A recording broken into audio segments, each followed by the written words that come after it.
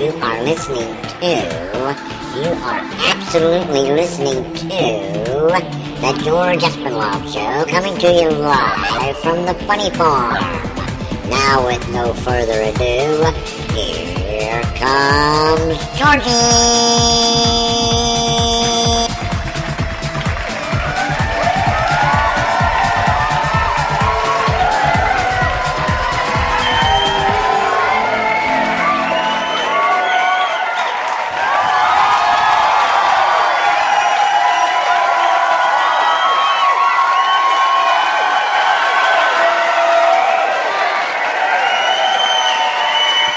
Thank you.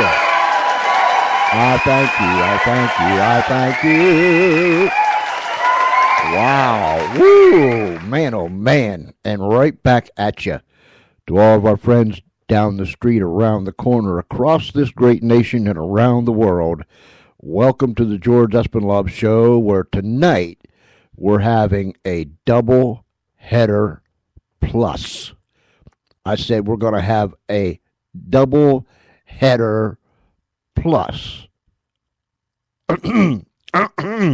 I said we're going to have a double header plus.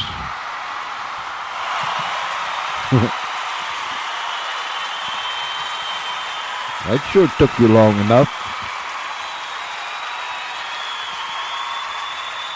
I think the majority of the people that was on the inside was rubbernecking, looking at the people trying to get in and the people that are on the outside. We have a packed house tonight for our double header plus Friday night, and we are going to have a ball.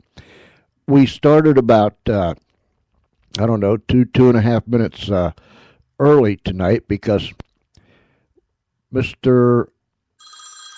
Total Tutor is going to call, and right there he is. Neil, you are on the air, and welcome to the show. Oh, thank you, George. It's just, I remember the last time I was ranting and raving. I guess I'm always ranting and raving on the Funny Farm, but, and who knows what we'll talk about tonight. You know, we're talking about maybe radio shows, but I just think you and I just catching up and shooting the breeze, but politically, I think I'm going to go back into the Funny Farm at 6:30. I have a different feeling than talking to you 10 hours ago. And I think the sad thing about it is for entrepreneurs this day with our new president, or I guess new, but our newly elected second-term president, and entrepreneurs in certain fields are going to be struggling greatly with this president. And that if you go ahead based on saying we didn't vote for sequestration, and we go ahead and say that, you know, it's too bad, so sad, we eliminated, 2% cuts, all these different things, our economy can be horrible in 4 to 6 months, or it's going to be bad and people are going to lose their jobs. That's really helping me out as an entrepreneur, George. I know people are really, really ready to sign up for tutoring right now when they're worried about what's going to happen to their economy. Because many of those families have businesses, and those people that are going to be laid off or think they're going to be laid off aren't going to frequent those businesses. So who think it's a trickle-down effect, you know? Right. Do you really think this this thing is really gonna hurt us that bad? The sequestration, whatever, sequestration. That's what we need more yeah. to say. A word for that. It's not gonna. It's gonna hurt us some, okay, because of the buzz. All that stupid fiscal cliff has done is slowed my business down for the first time in 6 years. And I don't know if it's a slow time. I haven't kept track, but it is slow. And luckily I work for somebody else now. Mm-hmm. But it's slowed because of fear. If we continue to say our economy's bad, our economy's bad, our economy's bad, our economy's bad, no one's getting along, people are going to fear and they're not going to spend. Exactly. Right? Exactly. Now if you remember back in 1990 when the first George Bush was running against Clinton, right before the election, several months before the election, all of a sudden the media was saying we're in a recession, we're in a recession, we're in a recession, we're in a recession. And then it wasn't long after Clinton was elected, that same media come back and said, we're out of the recession, we're out of the recession. And so shame on us for listening to what people says without having any knowledge of what they're talking about, right? Exactly, and then allowing this to happen when you have flat out a Democratic strategist. I said this on my show that the economy is suffering. He said, no, it's not. Now the Democrats' speeches, the economy is suffering. They use this as the tool. You're not raising revenue. Our economy's terrible. It doesn't frustrate me, George, because I'll go work for somebody else. But it just gives people that don't have the skill set that can go into many different fields to pay the bills and to work and to be humble to understand this, to understand all you're doing is creating an environment that's just going to be stagnant for a while. Mm-hmm. It's going to get worse. It's not good. Gas prices are almost $4 a gallon. Why aren't we hearing that on the news? Every time we turn around, with this new guy, well, he's not new, it's his second term, but every time we turn around with this guy, there's a crisis coming down the pike. Every single time. The American people are so confused, and like you said, so afraid that they don't want to do anything in fear of. And instead of uniting this country and standing tall, it's not happening. This country is more divided now than I've ever seen it in my entire life, and it's all coming out of the Beltway in Washington D.C. And this stuff that's spewing out of both parties' mouths is doing a number. Here's my prediction, George. It's doing a number on our country. But here's my prediction, George. The Republicans are going to lose the House and Senate in 2 years. Mm-hmm. Mm-hmm. I hope that isn't the case, but I have the same fear and trepidations. Somebody has got to get some kahunas and stand up, and instead of doing this double talk. Got to have better talking points. They got to call out the president. They got to call out what's going on. They got to call out specifically, and they can't call out the people. When Republicans go on the air with the middle class, which is all of us, George, and we were on the cusp of times, but when we continue to see this economy, will always be middle class, and say that, tell people, the Republicans and their talking points. I'm against both, trust me, because here's what I'm going to tell you. Oh, you know what? There should be no pre-existing conditions. People that are sick, they shouldn't have health insurance. Mm-hmm. You say stupid things like that, where you say, well, I think that illegal aliens, I think that illegals, or this whole Second Amendment right is biting you in the butt. Don't keep fighting this, because it's going to lead so many people out of the Republican Party. The independents are not going to vote for it. If they all know about it's just guns and keeping the rich, you're done. You have to explain that if you allow this administration to do what it's doing, the economy will never, ever, ever come back again. We will not be a capitalist country. We'll be a socialist country. We will be Europe. And there are people in the Democratic Party right now that want socialism. Mm-hmm. Mm-hmm. Hey, I'm fine with that. If we're going towards socialism, give me universal health care, so I don't have to worry about health care anymore, okay? Because I take care of myself, so I don't have to worry about, if I don't get as much treatment later in life, such that, hey, it's the rest of the world. Go ahead and have set salaries for all of us. We have specific things that we're protected by the government, and let's just go. Let's end it. Let's not have people like myself working 89 hours a week to pay for everybody else. Exactly. If we're going to socialism, let's go to socialism. So that's the thing. We're putting these crises out there, all this crisis, every crisis, because there are people in the Democratic Party that do not believe in capitalism. They want socialism. And if that's the case, then we might as well say, why are we even looking at our economy? Mm-hmm. Let's just keep bailing it out. And let's just keep allowing the rich that were born rich to stay rich and give no one an opportunity to get to that point ever again. And I'm fine with that. If that's the way we're going as a country, if we're eliminating the principles of our country and going to socialism, that's fine. But see, if a Republican could go out there and say they want socialism, you listen to their rhetoric. They want socialism. That saves capitalism. And I'm not saying what I'm for or against, because I look at this right now and saying, hey, it's a humbling thing. But there are not a lot of people who be humble that work for themselves 6 months ago and say, hey, I work for somebody else now. But hey, if I'm going to get taken care of more financially, what the heck? I'm just going to deal with it. I got to take care of my family. I got and do what God wills for me. But ultimately, if people don't see this is the setup to go into socialism, they got another thing coming. So imagine 2 years of Obama having complete control. That's scary. People don't understand. The thing that really jars my slats is this has been coming down the road. This has been an agenda that has been slowly creeping into the government, into society for years and years and years and years. And it's everybody, I can't say everybody, so many people fell asleep at the switch.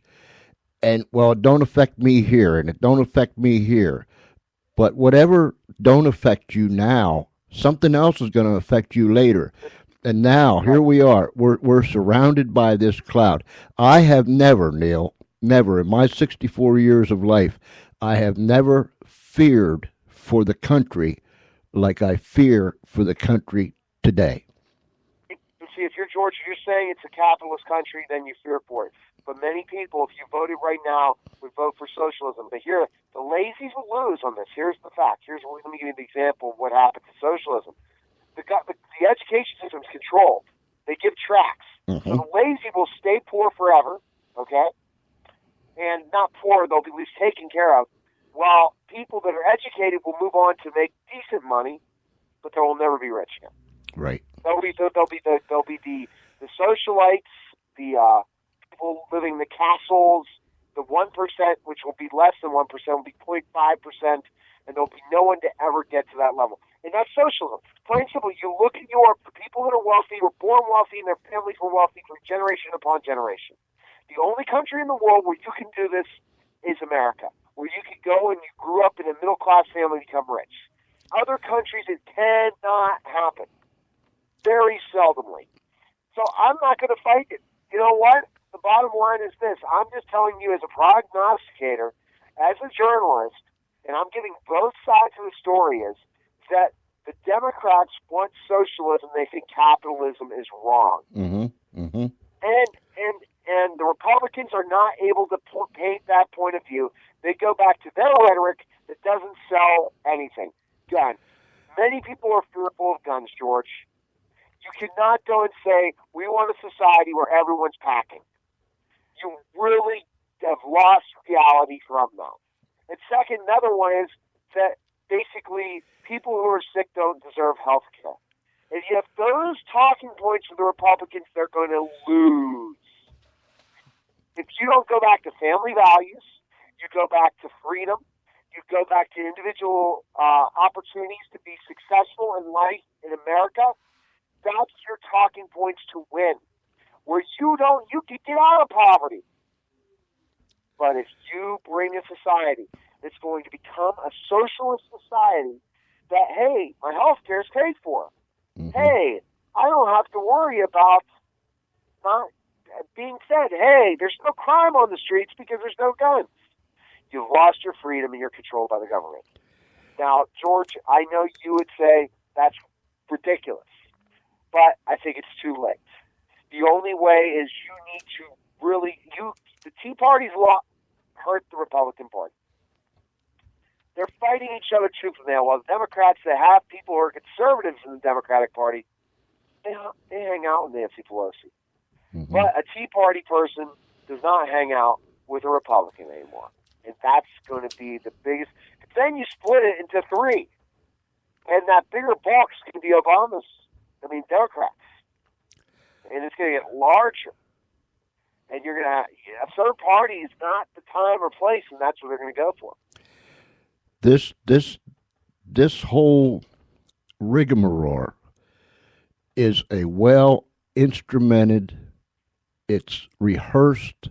It's been planned. It's been laid out.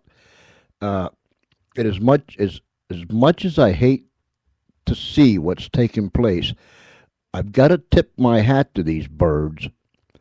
As much as I don't like to, but I got to tip my hat to these birds. Their strategy to destroy the Republican Party and just completely annihilate it is working. What's gonna happen to our country is one of these days we're gonna wake up. The people that saw it coming and tried to fight against it, and the people that had no idea and really didn't care what was coming, all of a sudden they're going to wake up someday and say, "Man, we didn't bargain for this." Little by little, and the thing with this health care, more and more is coming down the pike. It's like they're opening a new envelope every day and saying, "Okay, here's some new rules that you didn't know about. Here's some more." Why can't, and I wonder this, Congress isn't going to live under Obamacare. They got their own super duper whooper whopper plan. Why can't they live under it just like the rest of us? Exactly, but it's really, you're going to find out that no business is going to ever be able to ever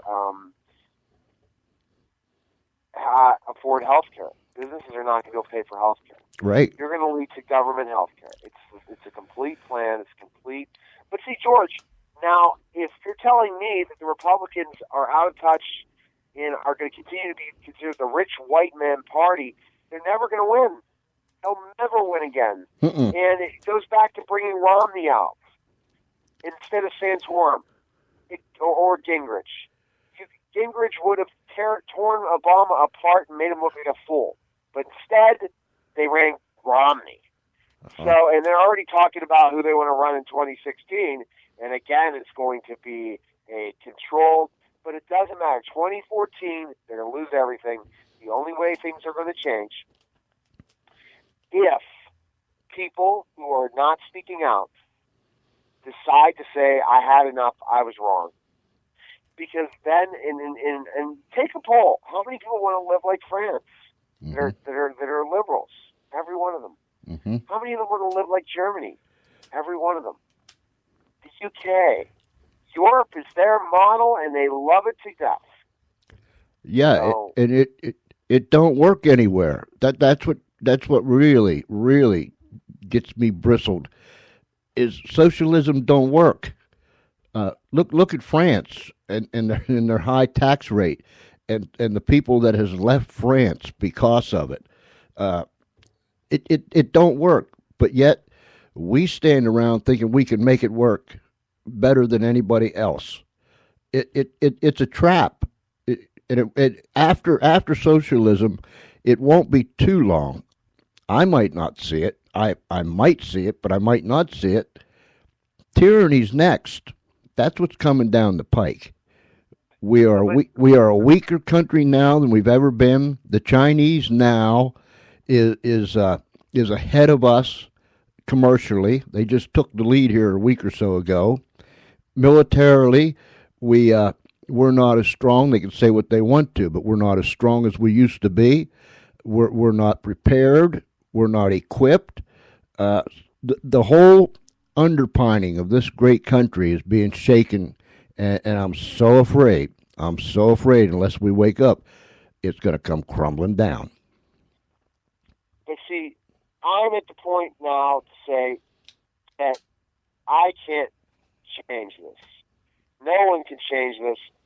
It's the talking points of the Republican Party. Mm-hmm. If they continue to be talking to the 1% and no one else, they're going to lose. What somebody needs to do, Neil, and I've said this for years. Number one, we need to clean out. I mean, clean out every single one of them.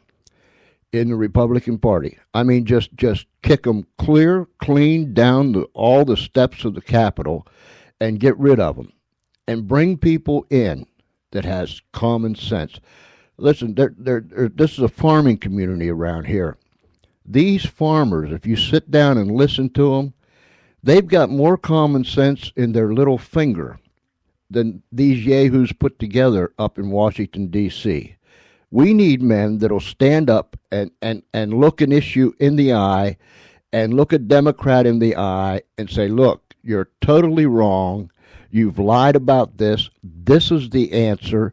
And just call them out, lay them bare, and speak plain, everyday English and quit worrying whether the media likes me or if I'm going to get voted in again or if my constituents back home are going to get all bristled up over what I said or what I didn't say. Just clean house. Just clean house. But I'm not even so sure the American people, the Republicans and the conservatives, I'm not even sure they've got the kahunas to do it. They don't, George. So I'd say that, like I said before, unless you change your rhetoric, and if somebody tells them quit talking about Second Amendment rights all the time, when you keep seeing more and more gun violence because you keep talking about it. I mean, there's more and more shootings every week now. If you keep talking about it, you're screwed completely. So I mean, you're going to talk about your Second Amendment rights, get the economy going, and then win back the House and Senate, then and get the president, and then change what's happening with guns. Don't fight that now when you need to fight winning this economy. You need to fight these rules, these regulations. That's my thought. Yeah, these people remind me of kids in the playground in the sandbox, and these guys over here, they're the bullies. They're going to take the sandbox, and the guys that just got kicked out of the sandbox, they don't got no gumption to get in there and tussle with them and take the sandbox back. It's just I don't know. It just makes me spit sideways, Neil.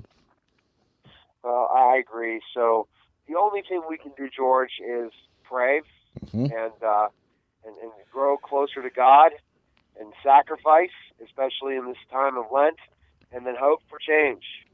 But the ultimate thing is people have to speak out. They have to and see what's happening. But if you don't understand that they're looking to be Europe, that's the biggest problem. The freedoms will disappear. People will be told what types of jobs they can do.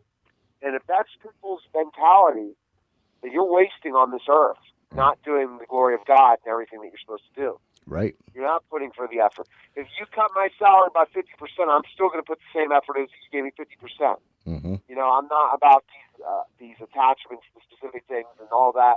I want to do the very best I can and be the best. But it's not going to show financially. So the only thing, George, is the fear would be, what if the House and Senate were controlled by Obama? What would happen? What would we see our country? Well, I'm afraid that if that would happen, that would be almost the same as a terrorist taking the yoke of an aircraft and driving it into a building. That's the only thing I can compare it to. It's just crash and burn. Exactly. So that's our problem. Education, we're going to be in deep trouble. Healthcare, we're going to be in deep trouble. But you got young people today that just want to be taken care of. And I've always said, and I've been meaning to write an article about it. And I'll throw my idea out there. Maybe somebody else will write the article. The person, I call it the 3 F's. The person or persons that controls food, fuel, and funds can control whatever they want to control. Do you agree with that? Yeah. And most definitely. That's what it's coming to: food, fuel, and funds. So are you getting the guests, George, that are talking these stuff on your show? Or are you not had those kind of people that kind of really take the government apart and to task. Yeah, I've had it, and I have a judge that's coming on here toward the latter part of the month. Excuse me, Judge Minier, who has written a book, and he goes up one side and down the other side of the Obama administration and Obama himself. And this guy is still a sitting judge. Uh, you talk about somebody that's got some kahunas. Now that man, he got something going on. But yeah, most of the people that we have on the show, uh, I've had uh, I had Colonel Ellis on here a few weeks ago. He was a fighter pilot that was shot down over Vietnam in 1967 and spent the next 5.5 years in the Hanoi Hilton. And we got to talking about the government. And he says we can't keep going like this. Everybody that I talk to is saying we can't keep going like this. And it's tragic. It's tragic. This is the United States of America. There was no more powerful country than the United States of America. And to see it just literally shake at the base is just downright scary. It's very scary, George, and I think the only way that we're going to uh, make sure we can make changes is to educate people one-on-one conversations, not on the media, not these different things, but educate people one-on-one on what's occurring because it's blackout media. From what I gather, here's a good finish up. I had Ted Shubat on my show. I know you've had Ted on before. Mm-hmm. Ted basically told me that in Egypt now they're teaching cannibalism. So in schools Mm-hmm. to infidels. And Ted also told me the reason why that won't ever go on the Fox is Fox is owned by Muslims. They have equity. So it's interesting to hear what the right has to say about what's happening. And if Fox has gone to the center, there's not many places to turn to anymore. That's true. That's true. Because they're going to go status quo. They're not going to go hardcore like they did the last time. And they're going to keep reporting things like Benghazi, the same topics over and over and over again. That you couldn't take people who watch MSNBC and have them even understand what Fox is talking about. Mm-hmm. Mm-hmm. That you need a young, up-and-coming speaker for the Republicans. And it's not Marco Rubio because he already messed up. Mm-hmm. The water thing will never be forgotten. You need to find somebody that's dynamic and willing to speak out against everything that's wrong and go on all the stations and to really work the media with frenzy to get it out there. Maybe it's, but it's not, he's not young. Benjamin Carson, Dr. Benjamin Carson, could be somebody that could, I don't know if he can run for politics, but he's somebody that speaks out and speaks the truth and looks for the inner city kids still. And what I heard from him is amazing, some of his stuff. So that's our issue, George. We're in this boat together. The only way out is to literally make changes and to say that we're not doing the right thing since the election. We have not done a darn thing correctly. Mm-hmm. You know? Yep. So, and it's that, and that's the truth. So if they don't know that, then we're done. Yeah. We're done and sick of it. We're going socialism. And hey, I'll go and do my work, my daily work every day. We'll all have to deal with what has happened to us, but this is just our resting. This is just a waiting place. Our eternal life is where we're looking to go, and that we have to, in a lot of ways, have be towards this rugged terrain that we're about to go through. Mm-hmm. And you've done it in your 64 years. I'm 40, so I haven't really seen I really did live under Carter's administration, but it's going to be Carter times 3. and it's going to be too bad for people who that will employ tons of people and give people a nice to go out there and spend money and do what they need to do. So it's too bad, George. And I'm glad we brought this up tonight because I think it's something that people need to listen to. On the side, I told you I'm in the center. I know both sides are doing the wrong thing, but the extremes are going to destroy this whole thing. Mm-hmm. And if you have schools teaching socialism is okay and capitalism is wrong, you're going to form people to think that capitalism is evil. That somebody should only make $100,000 a year, $200,000 a year. There should be no wealthy unless you're royalty. And that's our royalty in our country is the athletes, entertainers, and the high level 1% trust fund people. Yep. That is the royalty. The rest of our society is not that at all. We're not royalty.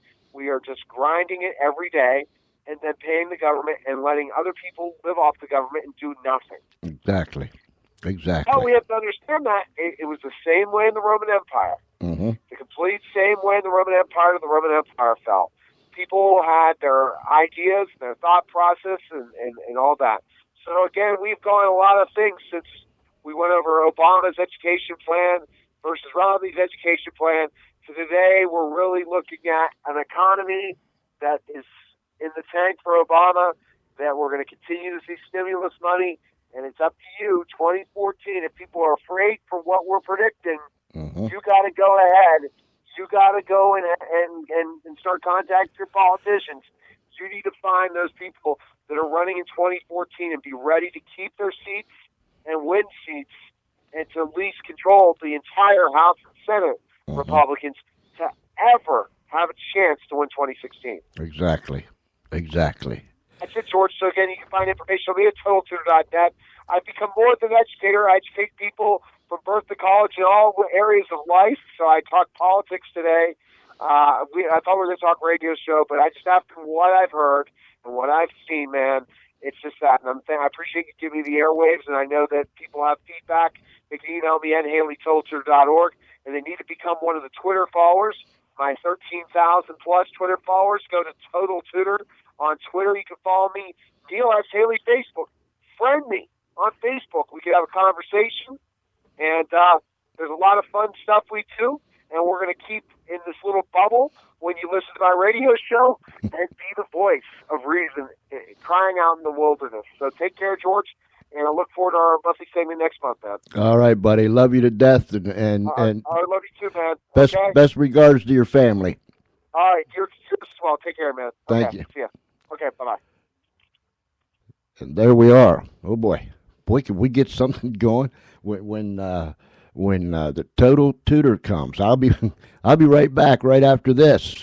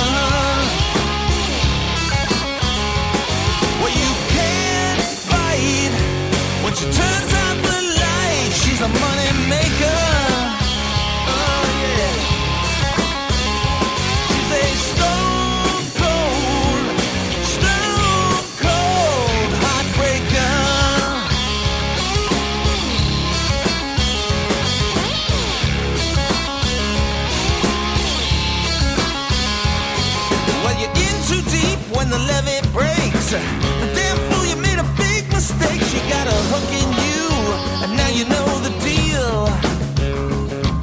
Well, she might not be the sharpest tool, but she played you for a fool, and you can't stop thinking how she made you feel. Well, it takes all night, but it feels so right. She's a sweet love maker.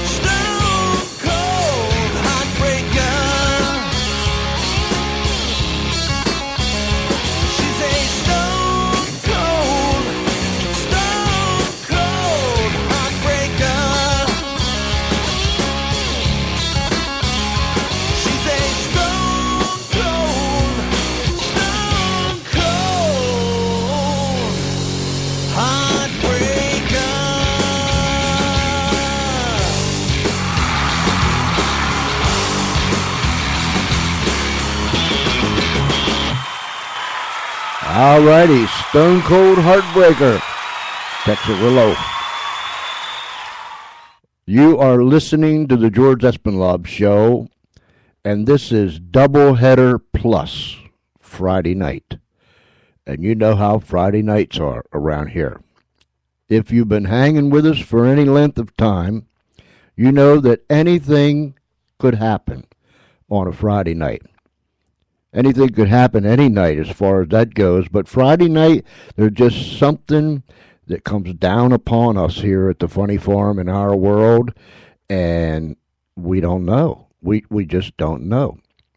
We just had the Total Tutor with us, Neil Haley out of Pittsburgh, Pennsylvania. He used to be a professional wrestler. He's a big man. He's a big man. So when he comes storming in through the gate, you know that the Total Tutor, I call him the Crazy Total Tutor, has arrived. He comes in, and he goes out just as fast as he came in. I mean, he is always on the move. And I thank him. I thank him for being on the show. He always gets me riled up. You know what I'm saying? And I hope he gets our listeners riled up too, because we want you to think as an individual. We are going to have in the next, let me see the big clock on the wall. The big clock on the wall. In the next 8 minutes or so, or sooner, we're going to have a lady out of California by the name of Nanette, and I'm not even going to attempt, because all week long I've been trying to say that name, and I've said it different every single time, and I'll bet you not one of those times, no matter how I said it, was right. I just literally tear up her last name, and I apologize for that. So when she comes on, when Nanette comes on, we'll let her tell us her last name, how to pronounce it. Here she comes. Hold on a second.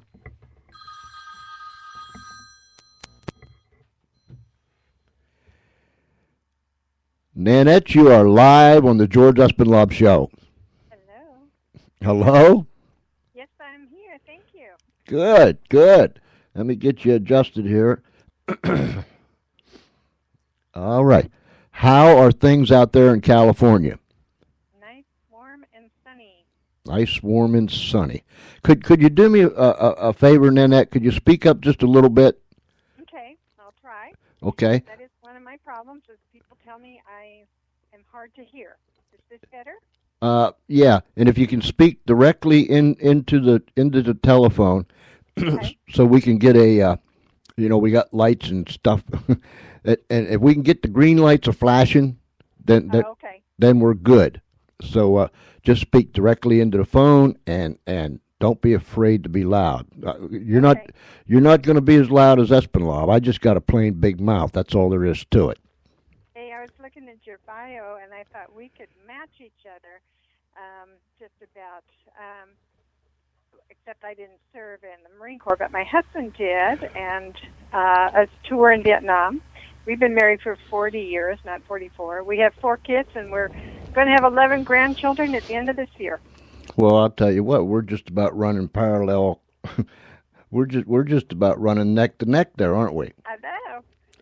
And I wanted to tell you that if your husband's around or the next time you see him, tell him that I said, welcome home and Semper Fi. Thank you. Semper Fi to you. Yes, he's always glad to hear that. Thank you. I always tell people, because over the years I've had people say, why when you see another Vietnam vet or you find out that he was a Vietnam vet or she was a Vietnam vet, why do you all say that, tell each other welcome home? Because nobody else did when it was time for them to come home. That's it. I always tell them nobody else would do it, so we just decided to do it ourselves. Yeah. So, you have written a book. Yes. We Also Serve. And let me tell the people, ladies and gentlemen, go to wealsoserve.net. wealsoserve.net. And there you can read all about it. Nanette, tell me, before we go any further, tell me, how do I say your last name? Oh, good question. Sagastume. Sagastume. Uh-huh. Okay. I have been announcing it. I have been saying it all week long, and I apologize, but I have been tearing that puppy up. Hey, I am used to it. It's even a little worse than Espinlov. Well, the worst one was when my young son had a 10th birthday party at the skating rink, and they put his name up, and it was, instead of Sagastume, they put Sagaslime. I don't even know how they got that, but oh my God, the poor child was the butt of jokes for the next week or two. Your husband was in the Marine Corps and a Vietnam vet. Yes. Your son was in the Marine Corps and served in Iraq. Yes, and they were both in 2nd Battalion, 1st Marine, Fox Company, 3rd Platoon, 40 years apart. Isn't that something? Mm-hmm. And you wrote the book. Before we get into the book, tell us a little bit about yourself. I'm a retired nurse practitioner, and I don't know what else to say. I wrote the book. I partly retired so that I would have time to write the book because it just seemed like an important story. I have 4 kids, and I'm about to have 11 grandchildren at the end of this year. I've got 9 now, and I currently, since I've been retired and after I've written the book, I do a fair amount of volunteer work with I have a private practice in holistic wellness, and I do quite a bit of volunteer work with veterans at my husband's Marine reunions and at some of the stand-downs in my area I don't know if people know what stand downs are, but they're usually either supported by the VA or actually run by the VA, and it's a collection of lots of services that are geared towards homeless vets. So depending on the stand down, they might have a variety of different services, but typically when the vets come in, they usually will sleep in that campgrounds area for several days while they are going through the stand down, and they're given food and showers and and clothing. Sometimes there is physicians. They can get medical services. They can get benefit information. Sometimes a dentist is brought in, and they can get dental services, chiropractic, and so the volunteering that I do and other volunteers is we actually do energy medicine, which is somewhat like Reiki. It's in that genre, and so we will do those sessions all day long during the stand downs.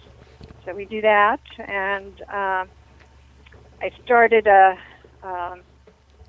military family support group back in 2001 when right after 9/11, because my son actually graduated from Marine Corps boot camp on September 7th of 2001. So he was the last peacetime graduation that they've had in all this time. And so I started the group, and so I'm still, while not directly running it anymore, I'm still involved with that.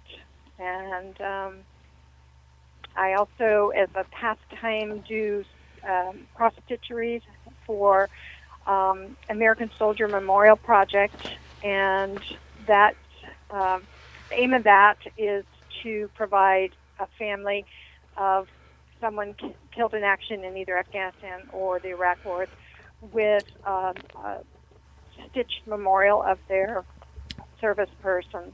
So I've been sewing a number of those over the years. So that's about me. You are to be commended for doing such fine work. It's I just wish more people would get involved and do some of the things that you're doing and other things also to help our veterans. You wrote this book. Excuse me.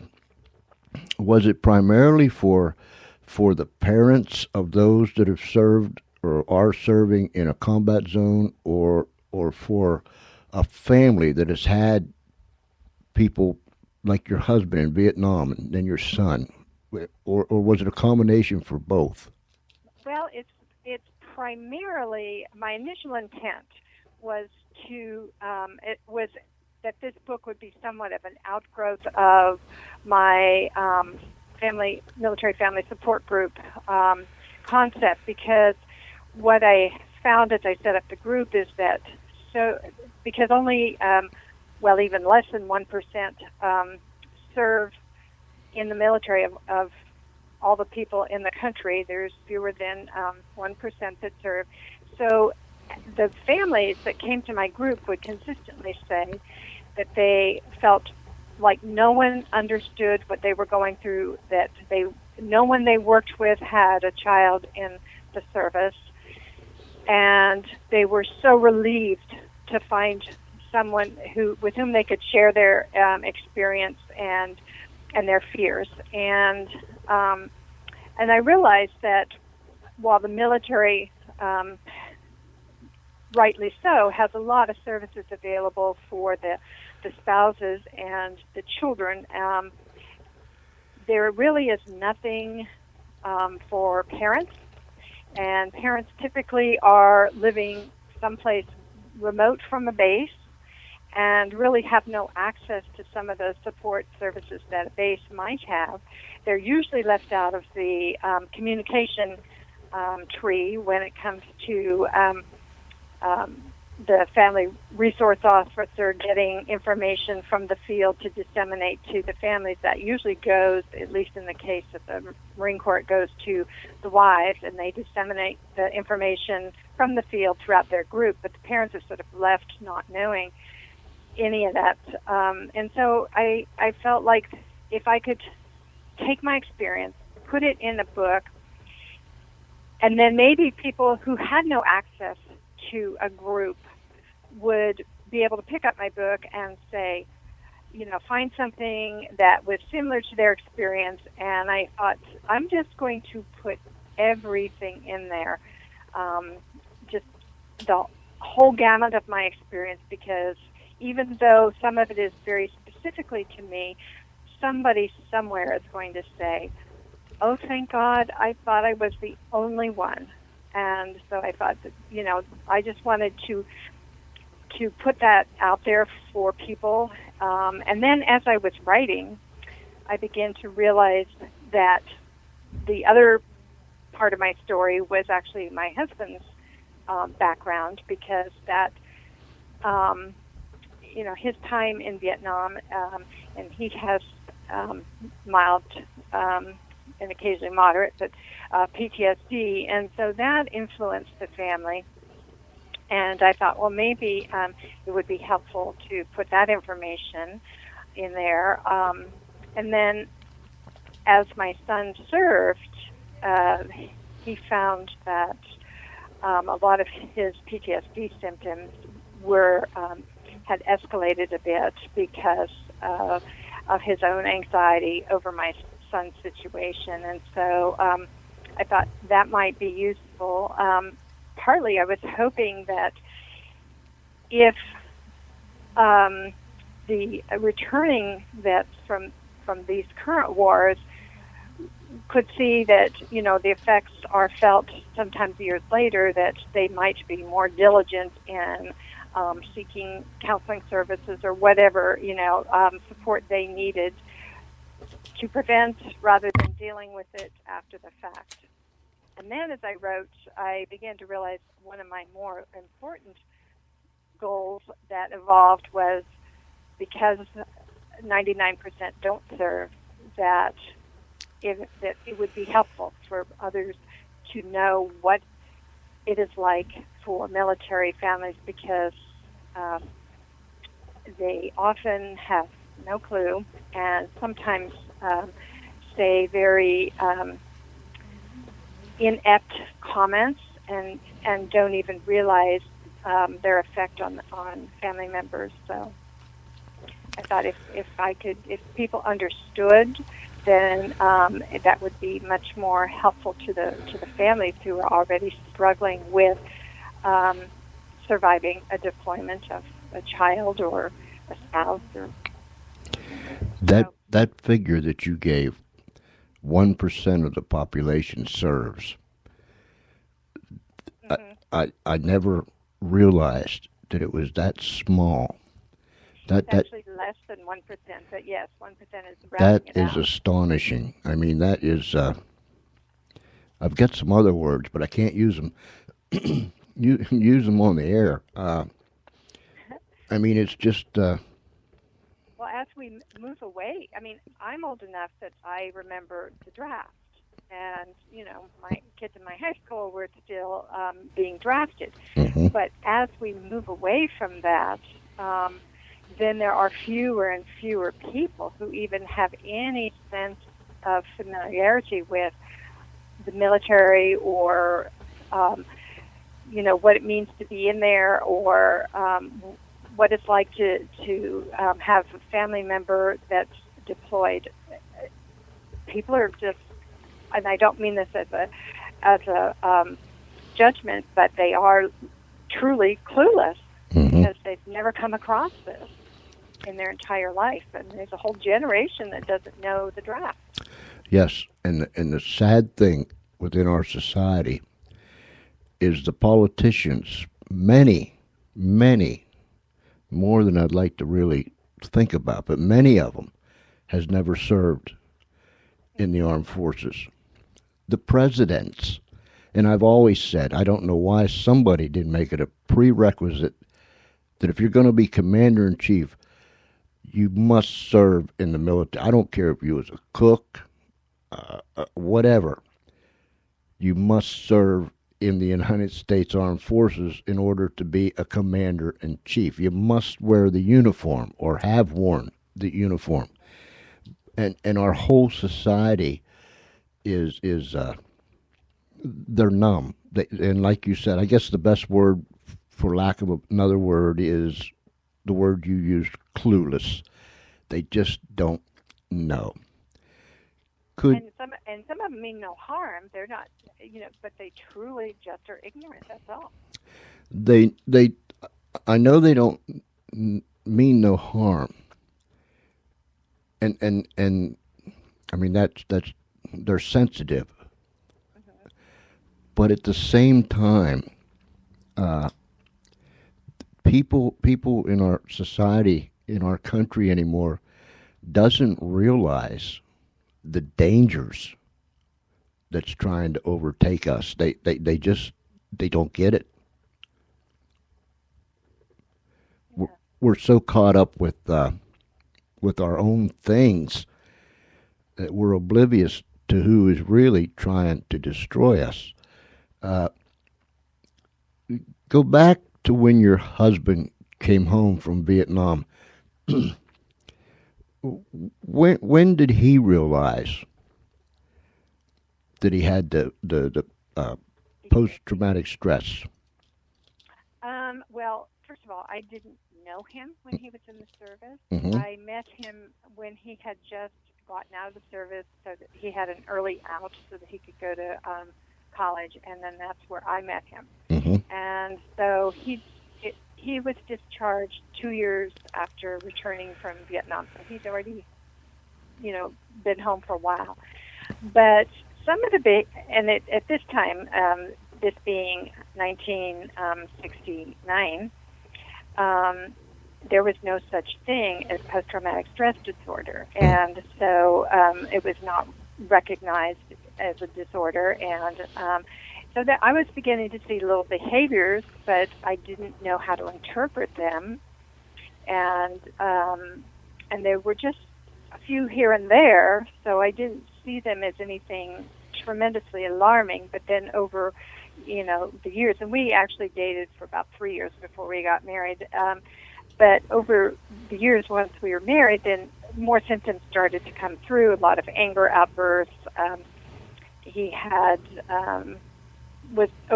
was overusing alcohol, and he was using marijuana more and more often, and it was the kind of thing where he'd say, well, don't worry about me, because I'd say, okay, this is worrying me, and he'd say, well, don't worry till I am smoking once a day. And then when that started to happen, I go, okay, it's once a day.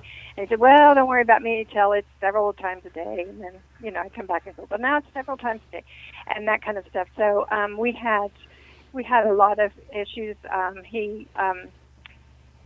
He was emotionally abusive, very caustic. At that point, he was like very bitter, and tended to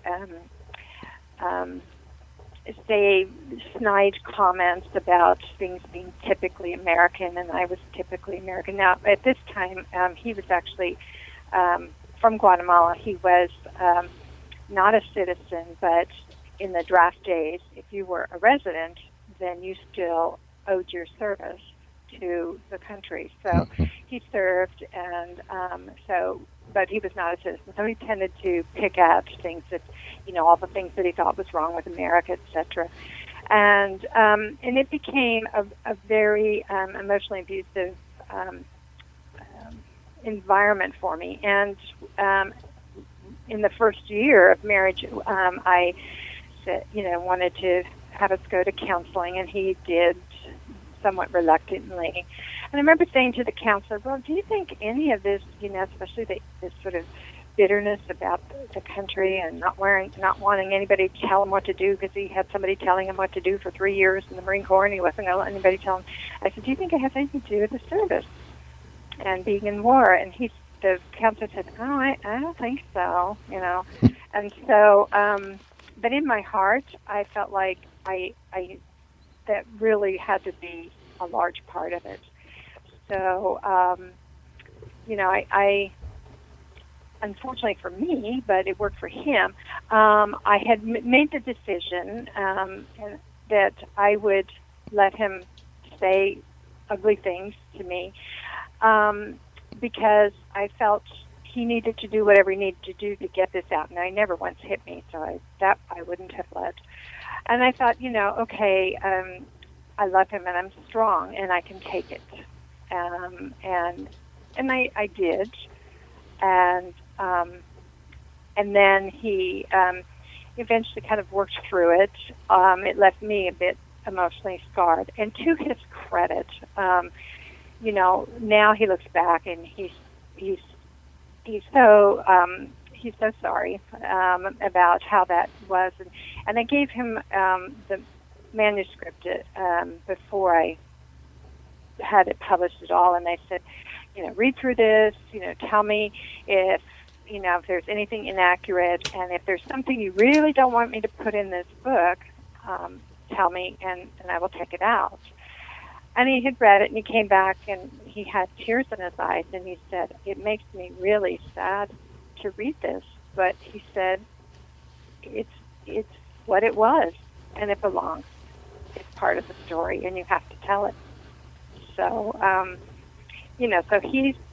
I've written things about him, but he's quite aware of him, and his advice now to the people who have children in the war zones, he had talked to the parents and say, when your kid comes home, don't let them get away with this. Don't let them start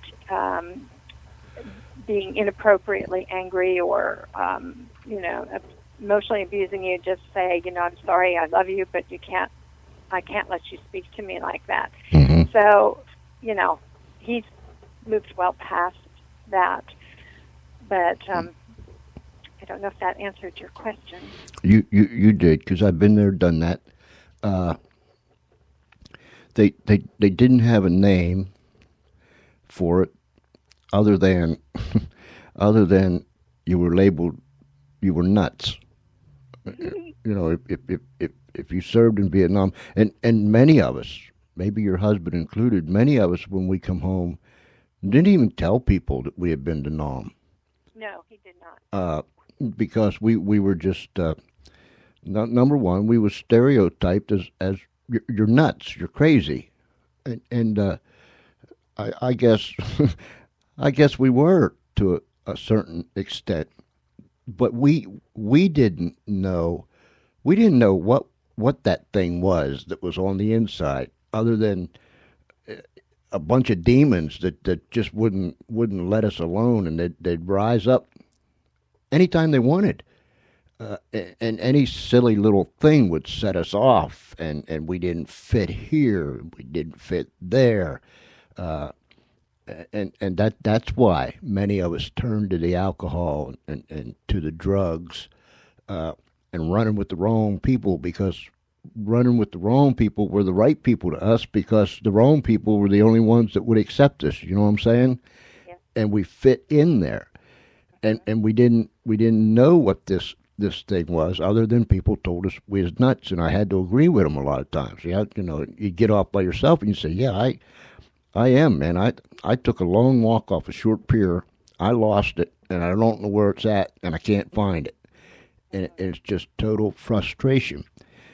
When your son came back, and the apology part, I apologized to my wife 6 different ways from last Sunday, and I still, to this day, I still apologize to her, and I tell her, I'm so sorry for the things that I said and my actions. I'm so sorry. And I guess we all carry around a little guilt complex for being the way we were, not knowing why we were that way until we did damage. We broke bridges, or we burnt bridges, or whatever. But I know what it is to do that apology thing. When your son, is your son still in or is he out now? No, he was just in for the 4 years. When he come back from Iraq, Mm-hmm. did he have any post-traumatic stress? I'm sure he does. It's almost like watching some of this over again. In that, the first few years. Now he actually separated from the Marine Corps in 2005, and so the first few years he did a lot of things like. In his apartment that he was living, he would go around and what they call check the perimeter. And so he really couldn't sleep until he'd gone around and made sure everything was secure. Mm-hmm. And he had to have a gun near him just in case, because he didn't feel confident without his weapon. Mm-hmm. And then he'd have a lot more anger outbursts. And we had told him earlier that we would be the canaries in the mine for him, and we said, we're going to see these behaviors almost the first of anybody. So we'll start telling you if it looks like you're getting in trouble here, and so you need to listen to us because we've been there. Mm-hmm. And but when the time came, he would say, "No, I'm fine. And everyone in my husband is involved with a reunion group from the Vietnam veterans of 2nd Battalion, 1st Marines, and they meet once a year, and he's on the board of trustees, and they plan for there's reunions every year, and he loves it. But they would say to him, "Oh, Daniel's so lucky because when he comes home, you are there to talk to him and kind of guide him through this return to the world." And he and his peers do not seem to want to speak to even the Vietnam vets. They feel like their own situation, and this is my interpretation, but I've seen it enough that that's what I think is generally true, is they feel like their own situation is unique enough that the only people that would really understand would be the people that were in the similar battlefield. Mm-hmm. And I'm sure to some extent that must be true, but it also makes me sad because I think there has to be a point where war is war is war, and so there has to be something that's just generally true through all of it, and it to have each of these young men trying to guide the other one through it when they're going through it themselves it has to be hard, and it would be nice if they would let some of these people that have come through and come out the other side kind of advise them from time to time, or they could check in with them. I'd love, what I personally would love, except the VA can't handle all this, would be to have the veterans seek counseling, and just, even if they don't think they need it, just check in, or every 6 months, or 3 months, or whatever, if they seem to be doing well. But just because the post-traumatic stress disorder symptoms don't all happen in the beginning, mm-hmm. and they often kind of creep up. And so you may think you're doing fine, and 5 years later, there's some trouble, and you begin to have more issues. And even I was looking up so I could write the book, I was looking up some more information about post-traumatic stress, and I was interested to see that they are now realizing that some of the older Vietnam vets and even some of the World War II vets are having more trouble in these later years with PTSD symptoms, even if they never exhibited symptoms in their former years. But it seems to escalate, and they're not sure if it has to do with some of the issues of aging and maybe their body not functioning the way they'd like, etc., as they get older, and so therefore that makes them much more susceptible. They weren't sure why that was true, but I know my husband has had more trouble with nightmares, etc., in these last few years. Even though my son's back and he's fine, so I kind of went out on a limb there for you. Sorry. No. I've always said that, and maybe I've said it with the wrong spirit, but I've always said the shrink that talks to me, or I'm supposed to talk to him, is probably crazier than I am. And if he's never been there and done that, there's no way on God's green earth that he can even begin to understand what I'm saying or another veteran says. There's just no way. And right, and that's why that VA couldn't handle it if everybody checked in with counseling, because there aren't enough counselors, and I shouldn't say most of them, but there are quite a number of them that have not had the combat experience. There's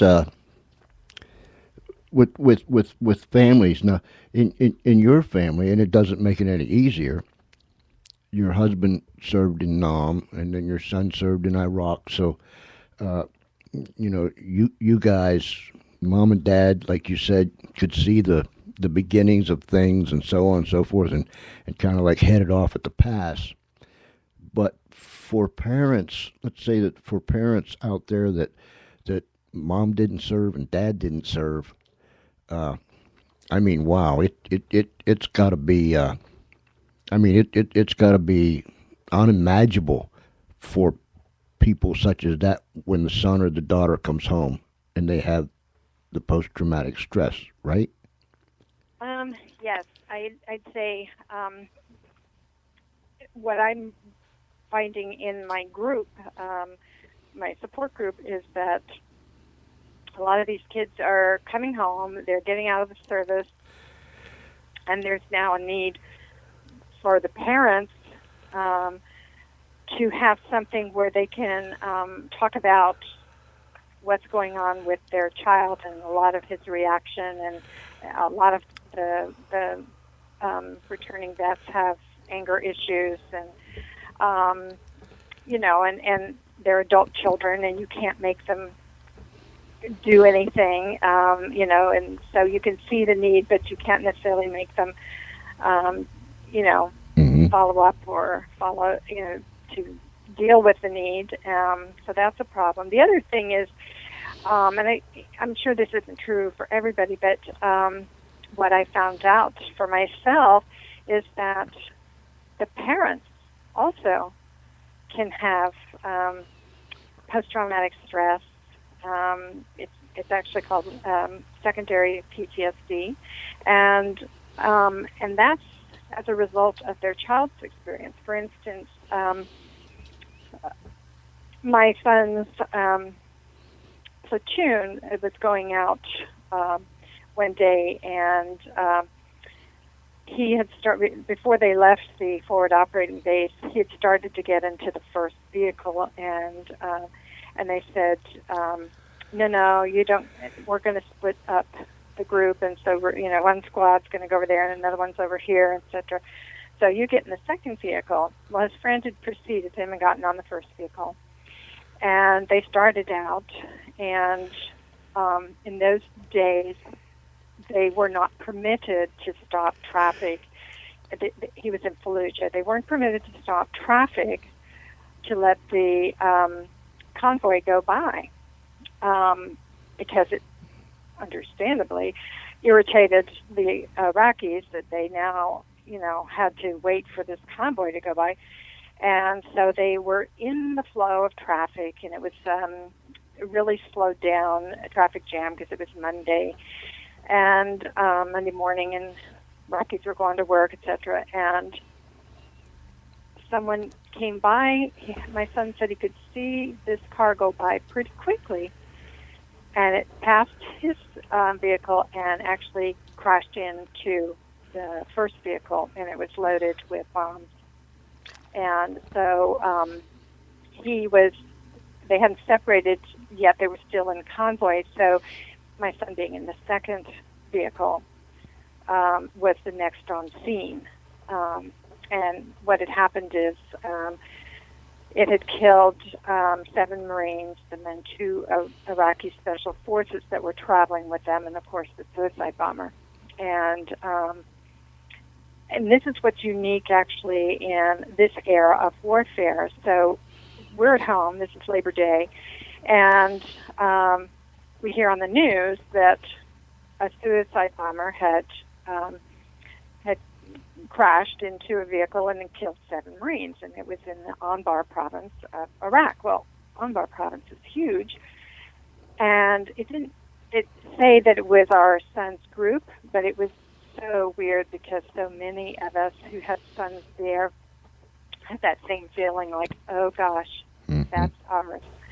And so we waited, my husband and I waited all day in case somebody came by with bad news in a car, in an amazing car.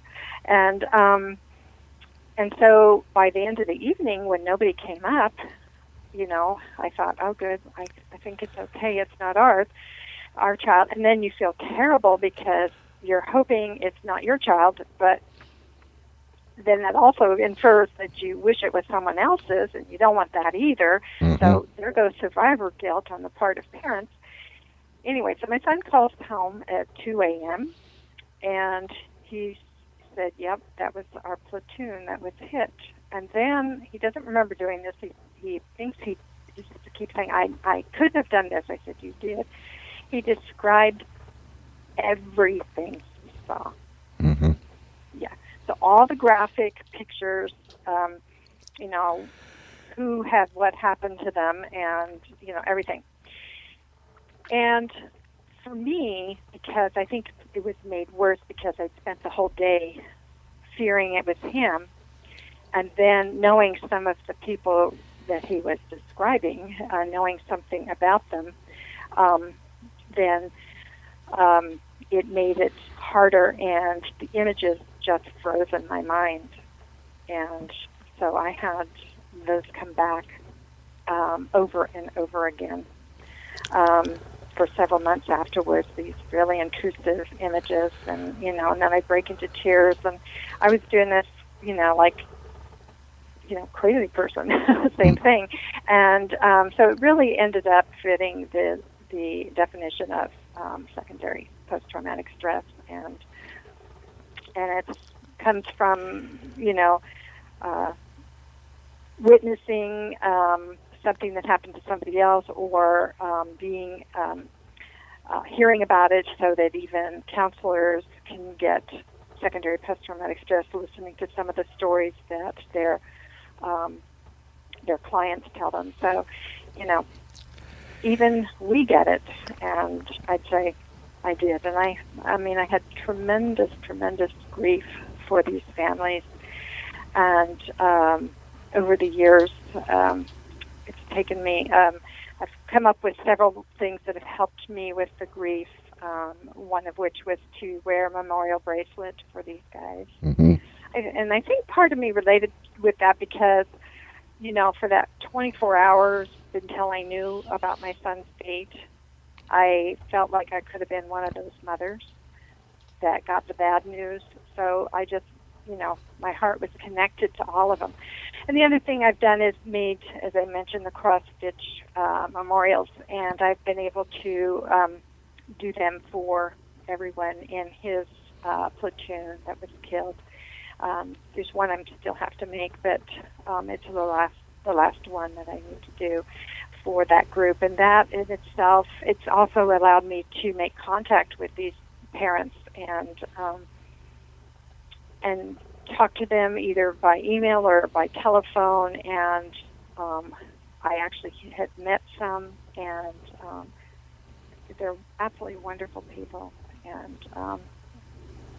And actually, that's how I feel about the military in general. I am just awed by the job that they do, and they have my utmost admiration for having our backs.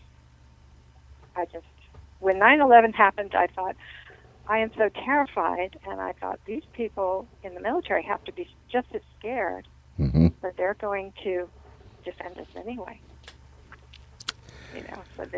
And I'm lucky that I can say someone's going to protect me, And so my cap is off to these people. They are just my heroes.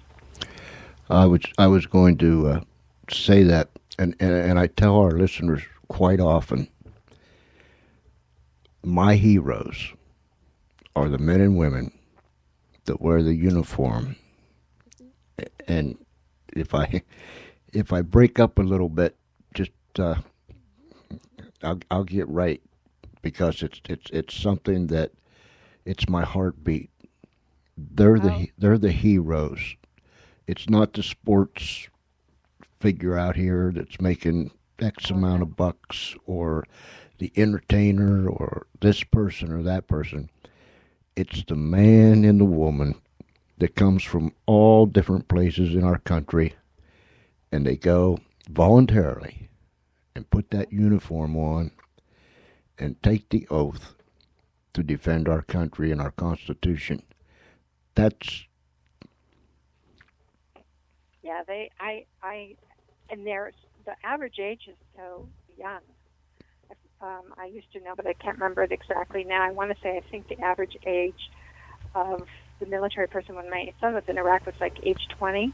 And I thought, okay, here you have 20-year-olds, and they've got these enormously delicate, accurate machines that they are, we had somebody in our group whose son was on one of the aircraft carriers, and they were doing part of the initial bombing runs into Afghanistan in 2001, in the very, very beginning.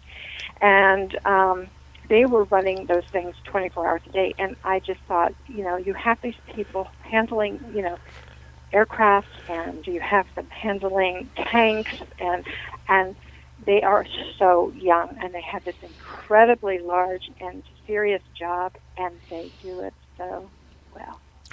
It's just awesome. I look at, when I see servicemen and women, I look at them, and I think the same thing. I think, my God, they're but kids. And then I have to shake myself and say, listen, Espinlab, that's right. You look just like that in 1965 when you went into the Marine Corps. In fact, when I was in, I did a tour and a half in Nam, and when I was there and in the bush, everywhere I went, I was called Baby Son. Just a kid. I had just turned 18 when I got to Nam. Yeah. Oh, you were. And so they called me Baby Son, and that name stuck. And even when I had my own platoon, the troops would call me Baby Son. So it was just something that stuck. But when I look at these kids, and to me, of course, when you're 64, everybody starts to look young. But these kids, and then I stand like you do. I stand in awe, and I think of what they're doing, where they're doing it at, and at any given moment, when they get the orders to go, they go. Yeah, it doesn't matter whether they want to do it, they approve of it. If they get the orders, they do it. Yeah, it's not up to them to decide. And so I'm amazed. And these guys are my heroes, and it doesn't matter that I'm like twice their age. I just really, and oh my goodness, the corpsmen, oh my God. Yes. Down on my knees and bless them. Oh, they are absolutely amazing. And I'm saying corpsmen because I'm just used to the Marine Corps, but medics obviously too for people in other branches of service. But you know, my husband said, boy, he said, I really have the utmost respect for the corpsmen, because when they're in the Navy and they didn't necessarily sign on into the Navy expecting to end up on a battlefield, but they're in there with us, and they, you know, and they just do these incredibly brave things. So when my husband gets his Marine group together, the corpsmen typically, you know, there's a lot of corpsmen that come because even though they are in the Navy, they consider themselves Marines. Oh, yes. They were in the field with them. And I can hear my husband, everybody's still doc. You know? Yep. It's Doc. And the docs are still taking care of these guys. I mean, it's like somebody, you know, if somebody's ill, then the doc is going over to check on them, and, you know, and I thought, oh, bless their hearts, they're you know, they're still doing their job, even when they don't have to. So they were incredible human beings, and any time, in the midst of the worst moments, someone screamed "corpsman up." You knew, no matter what was going on, how bad it was, the corpsman was coming. And it didn't matter if you were in close or someone was taken down out there, the corpsman was coming. And many of them lost their lives to do what they were trained to do because they loved the people that they were serving with. The military is just an awesome. The military is just an awesome group of individuals. When I started my group, I just thought, oh my goodness, what a neat. Now these are just the parents, but I thought, what a neat group of people. I mean, I was just so amazed at the kinds of people that were parents of those who would serve. I mean, they've become, I didn't know any of these people before, and they've become a whole new group of family for us, you know, because they are just tremendous people, and so I think they raise people that serve, and it's, you know, they're just quality people. It's a whole different world, though. Pardon? I said it's a whole different world in this war, though. So they have so much. It's amazing that, for instance, when my son had the suicide bomber hit his platoon, the ones that were dead were clearly irrevocably dead. But even those that were wounded and were in full cardiac arrest, every one of them is still alive. I mean, that's the state of our combat medicine now. It's just amazing. These people that's in your group, they're from all over the country, right? Well, in my support group, it's local, and we meet, and we meet on a monthly basis. I do have. When my son was going through his deployment to Iraq, the family readiness officer, I'm sure he wasn't supposed to do this, but right after the guys left for Fallujah, he sent several of us emails because we'd asked him to hang on to our contact information in case, you know, he needed to get hold of us or we need to get hold of him or whatever. And he sent an email, and there were just 8 of us at that time, and at the top was all the email addresses. And I thought, oh gosh, I bet, you know, and I was like wondering, do we dare contact each other? You know, but that's what we started doing. And I sort of suspect that he probably wasn't supposed to do it, but he probably did it hoping we'd do exactly what we did, which was start emailing each other. And then the group grew and grew. So while my son was there, we had an email group of us that was in regular contact, and that was all over the country. And many of these people I have yet to meet.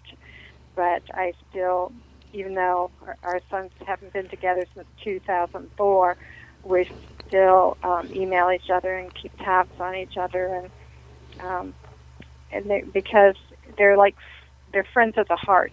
You've just gone through this experience together, and the suicide bombing was the last 3 weeks of their tour, and so, but it was really a tremendous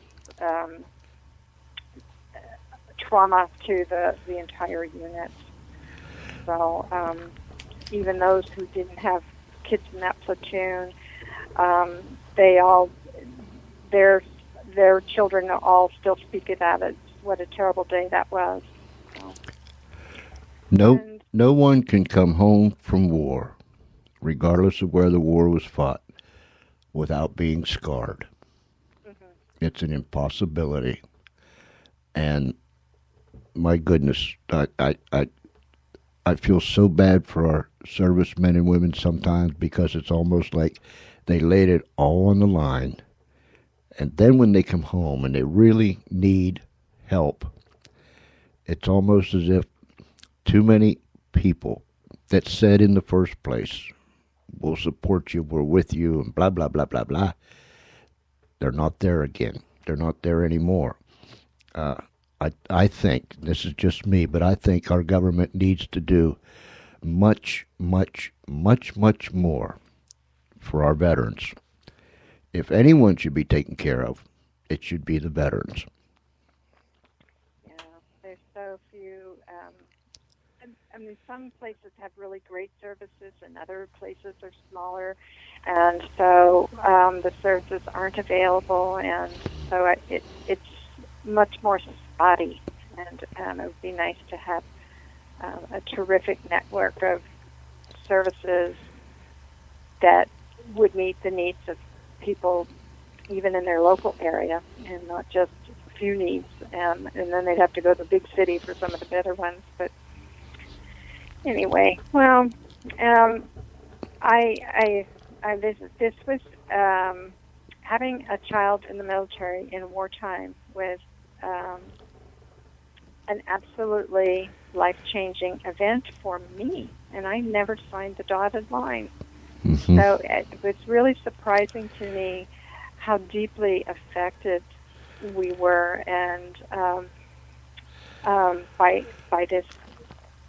by his service in general, but especially his deployment, and so that you could sort of divide my timeline in half, and there's the part before he went to Iraq, and then there's the part after, because one of the other things that happened is, because people were, in 2004, were starting to debate whether or not we should be there, etc. So we ended up having family members who would try to argue with us. And my feeling was, they would want to draw us out, and my husband had no problem with that, because he always would like to argue with everybody. But I said, I can't go there. I said, I don't even have the luxury of figuring out whether we should be there or we shouldn't be there. We're there. And I have a son that's there, and the only thing I can focus on is that I need to support him, and I can't let you make me doubt his mission right now, because if I doubt, then I send a signal that I'm not sure he should be there, and I don't want anything to ruin his morale. So I can't even listen to you. And but people would taunt, and so family members said things, and even though I've tried to just remind myself over the years that these are family and they love us, and we really do love them, but I can tell you that things have been strained since then with certain members of the family. All these years later, it's not quite right. I can feel it. I don't know. I assume they can feel it too. It's not the kind of thing we talk about, because I would not dare, for fear it would open up stuff and things would get said that we would rather not be said. Or, but it's so. there's another area where there's a difference before Iraq and after Iraq, and so even amongst the extended family, there's a difference for us after Iraq. Where can people get your book, Nanette? They can get it at wealsoserve.net, Mm-hmm. and there's a button on there they can click to buy it. wealsoserve.net. It's actually also .com, so either one will take you to the website. Okay. wealsoserve.net, and there's a little tab there called Purchase Now, and down there's another little yellow tab that says Order Now, and presto. We Also Serve, A Family Goes to War, by Nanette, how do I say it? Sagastume. Yeah. And there's some excerpts actually from the book that are also on that website. So if people want to look at that as well, they're welcome to. And I hope that they'll be enticed to buy the book. Yeah, the introduction, there's some excerpts there, so take time to read that.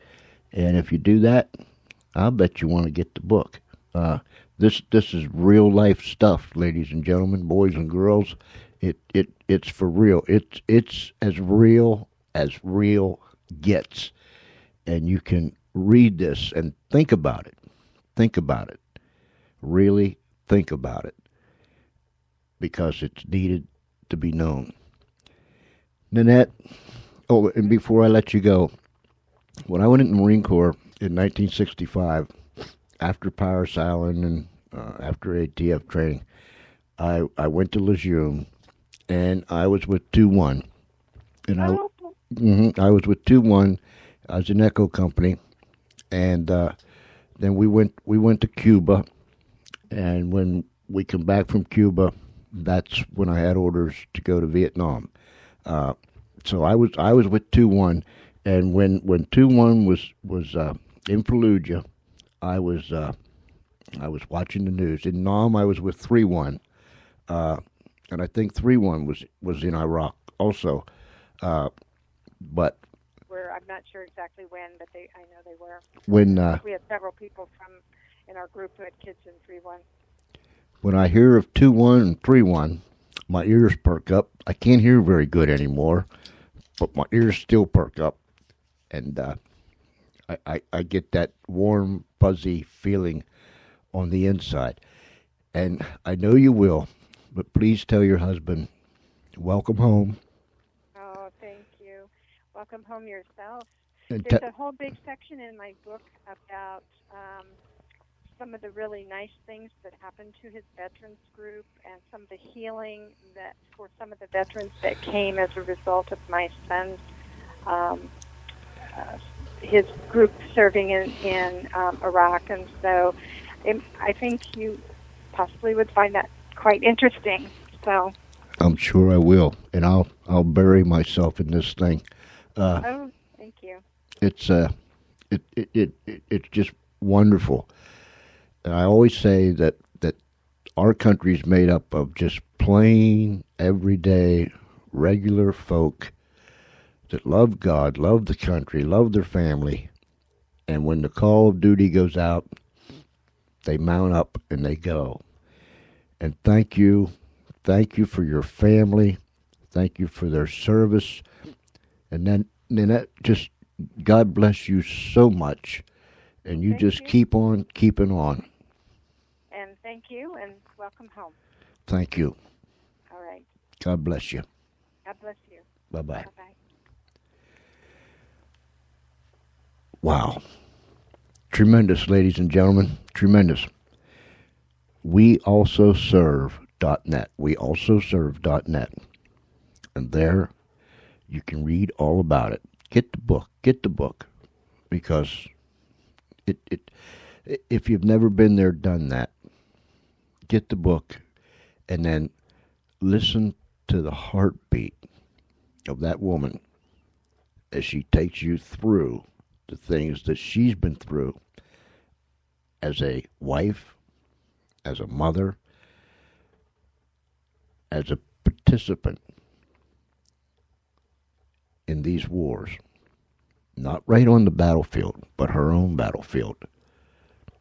Get the book. We Also Serve. Thank you, Nanette. I appreciate it so very, very much. I'll be right back after this.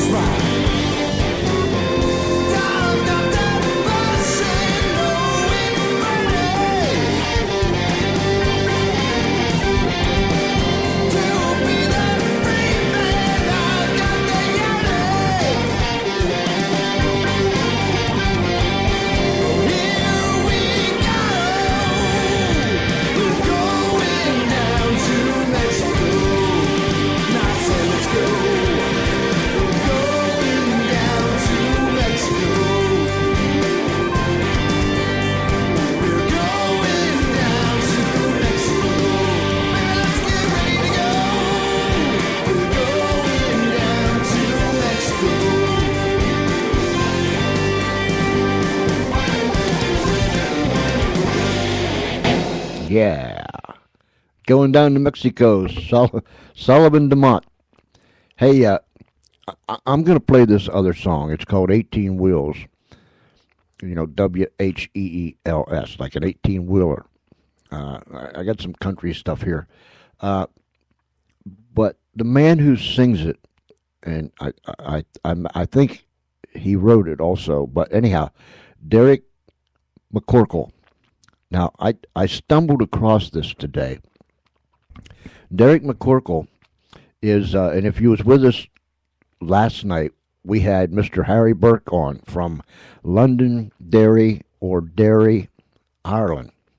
You can say it either way, Londonderry or Derry, Ireland. I was reading Derek McCorkle's bio, and I was much surprised to find out that he is from Londonderry, Derry, Ireland. And he now lives in the big state of Minnesota. He married an American girl, and he lives in Minnesota, and he's writing and playing and singing and so on and so forth. But I thought it was quite ironic that last night we had Mr. Harry B. on, who does a fine job of hosting the Swingin' 60s show. And if you didn't hear last night's show, go back in the archive and just bring it up, and you can listen to it over and over again if you want to. Harry's quite a fellow, but this man here, Derek McCorkle, he is from Harry's neck of the woods. I think he said he was born in 1950 something or another. So next time I talk to Harry, I'm going to have to ask him if he knows of or has heard of Derek McCorkle. Ladies and gentlemen, 18 Wheels. He sounds like a country man, too. Big wheels rolling down the road, eating up a miles. Gotta get this heavy load from A to B. When driving through the night, I got my friends who talk to me, and I sure appreciate their company. Oh, this big ring just keeps on rolling. North, south, east, or west, you never know where I'll be found. There's just a winding of the wheels, but you won't know how it feels till you're homeward bound and driving 18 wheels. The road goes on forever, the night turns into day. That rest up ahead looks good to me. A much needed cup of coffee, hey, maybe steak and eggs. If there's a shower, that's a downright luxury. 'Cause the big rig just keeps on rolling. North, south, east, or west, you never know where I'll be found. There's just a winding of the wheels, but you won't know how it feels till you're homeward bound and driving 18 wheels.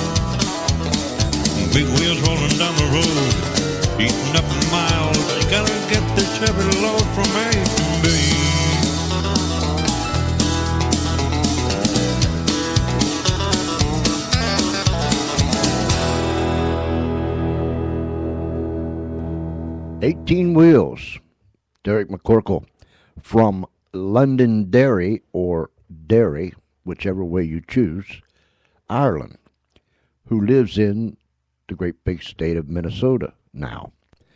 I thought that was kind of ironic. Hey, listen, tomorrow night, 6:30 p.m. Eastern Daylight Time. That's Saturday night, tomorrow night, 6:30 p.m. Eastern Daylight Time, right here on the Spreaker Network. Same time, same station. But tomorrow night, we will be playing another episode of Unshackled. It's the Ministry of Pacific Garden Mission out of Chicago, Illinois, and it's the oldest drama radio program in history. It's still running. They started in 1950, airing their dramatizations over the airwaves, and we are continuing today. If you haven't tuned in and heard, these are true stories of real individuals and the things that they faced. Some fell into the dark holes of despair. Others were bound by this and bound by that. But in the end, these individuals were unshackled. And their stories are told. If you've never heard old-time radio, now's your chance. You can listen to old-time radio in the 21st century. They are still producing the dramatizations, true stories of real live people and they do it every single week at the Pacific Garden Mission in Chicago, Illinois. They do it in front of a live audience every Saturday afternoon at 3 o'clock. So tomorrow night, 6:30 p.m. Eastern Daylight Time, right here on the George Espinlove Show, there will be another episode of Unshackled. And then again Sunday morning, 7 a.m. Eastern Daylight Time, same station. Tune into the Spreaker Network. We will come back again Sunday morning at 7 a.m. and we will play another episode of Unshackled. So Saturday and Sunday, Saturday evening, Sunday morning, we present to you the ministry of the Pacific Garden Mission, Unshackled. Old-time radio in the 21st century, and I think you will love it. We have been getting tremendous response of people listening. We have received emails. We hear by the way of telephone, and people, as we're out and about, we are having a tremendous response to the Unshackled program. So tomorrow night and then again Sunday morning. Monday night we come back with the George Espinlove Show as usual. And Monday night we will be having a man on here by the name of Kenzel Evans, who has written a book, Breaking the Silence. This man was arrested, convicted. He was arrested. He was tried. He was convicted, and he was sentenced to 2 life terms plus 15 years for a crime that he didn't commit. Tune in on Monday night, 6:30 p.m. Eastern Daylight Time, here on the Spreaker Network, and listen as Mr. Kenzel Evans tells his story of what happened. He was in prison for over a decade, falsely arrested, convicted, and sentenced to 2 life sentences plus 15 years. Listen to his story. I talked to Kenzel on the telephone several times. I'll be talking to him again tomorrow morning. He is a very interesting human being. I've already enjoyed his company by way of telephone. And so, Monday night, he will be with us to share his story, Breaking the Silence. And then the list goes on and on and on as we go further into the week. But that's what we got going for the next several days. This one is for my buddy Harry Burke. You hear me talk a lot about Harry Burke over there in Londonderry, Ireland, who was on the show last night. This one's for you, Harry. You did a fine job last night, buddy. Last train to Dublin.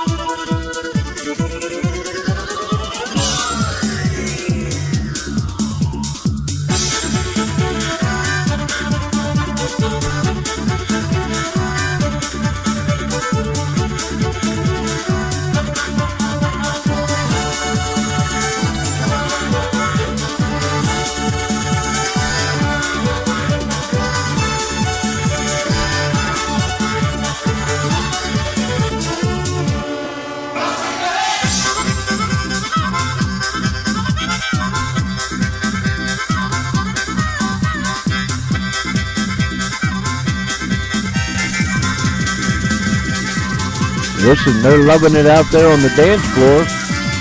I mean, they got their hands together. They got their feet jumping up and down. They like this. Last train to Dublin. Come on, put your hands together. Right now. Come on, move your feet. Snap your fingers. Bob your head. And when you do all that, you can't help but shake your booty.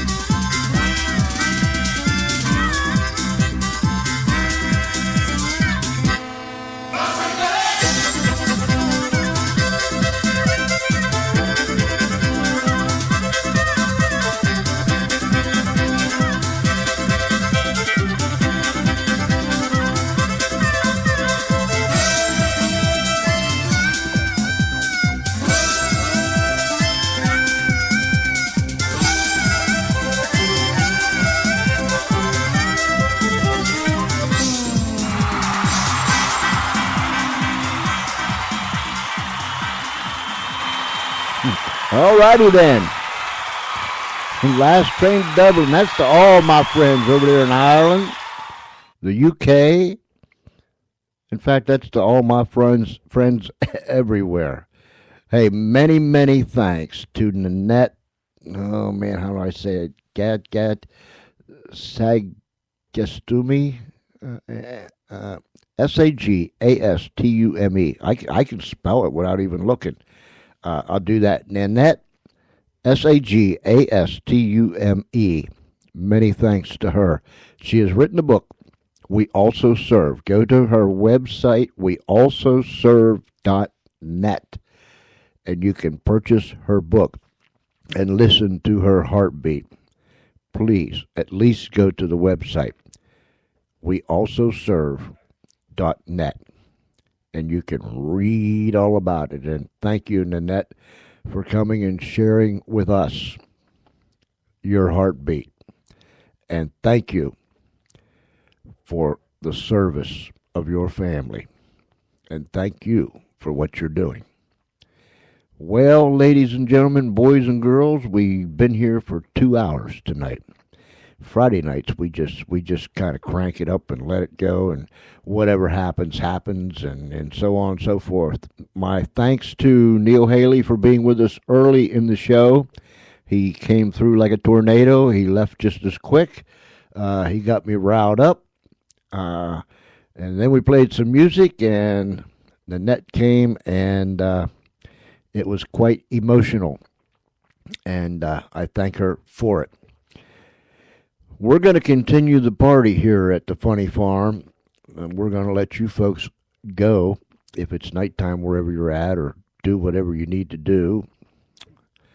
We're going to let you go, but before you go, I want to thank you for hanging with me tonight and all the other nights that you've hung with me. I'll tell you what, the audience has grown, and we're so thankful to you, because without you, we wouldn't have a radio show. It's you. It's you that excites us and exhorts us to good works. There's a lot of love coming to you from the Funny Farm. And so, Same time, same station tomorrow night, 6:30 p.m. Eastern Daylight Time. Tune in for the George Espinlove Show, and we'll be playing another episode of Unshackled at 6:30 p.m. Eastern Daylight Time. Well, ladies and gentlemen, boys and girls, friends, Romans, and countrymen, if it's nighttime where you're at, you have a great night. If it's already tomorrow, like daytime, you have a great day. But regardless of where you're at and what it is, until then, this is George Espinlove saying stay safe, be careful, and God bless you real good. I'll see you tomorrow night, ladies and gentlemen.